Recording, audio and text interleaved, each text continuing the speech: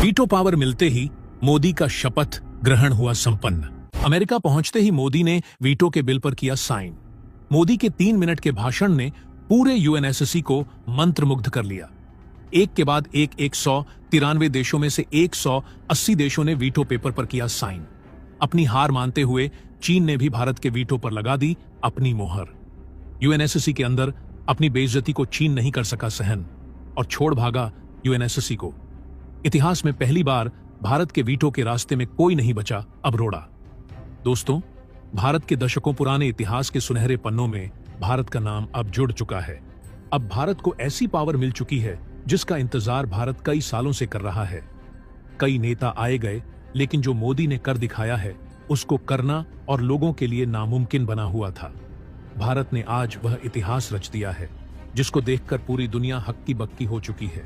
भारत एक बार फिर से पूरी दुनिया को कंट्रोल करने वाली महाशक्ति के रूप में उभर कर दुनिया के सामने आ चुका है। इस समय भारत ने वह गोल्डन अपॉर्चुनिटी प्राप्त कर ली है जिसका इंतजार भारत कई दशकों से कर रहा था।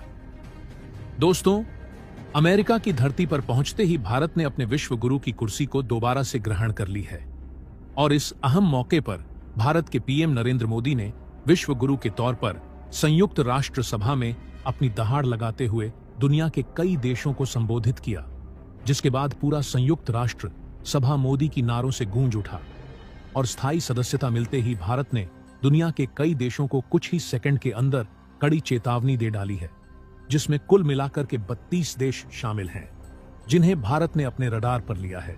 लेकिन दोस्तों, भारत को यह जो स्थायी सदस्यता मिली है यह आसानी से नहीं मिली है। इसके लिए भारत को बड़े पापड़ बेलने पड़े हैं, तब जाकर भारत के हाथ इतनी बड़ी कामयाबी लगी है। भारत को संयुक्त राष्ट्र सभा में स्थायी सदस्यता मिले, इसके लिए 2 देशों ने पूरे यूनाइटेड नेशन से लड़ने को तैयार हो गए थे और वह देश कोई नहीं अमेरिका और भारत का सबसे करीबी मित्र रूस है। दोस्तों, सबसे हैरानी वाली बात तो यह है कि अमेरिका और रूस का भारत के प्रति इस तरह समर्थन करना चीन को हिलाकर रख दिया है।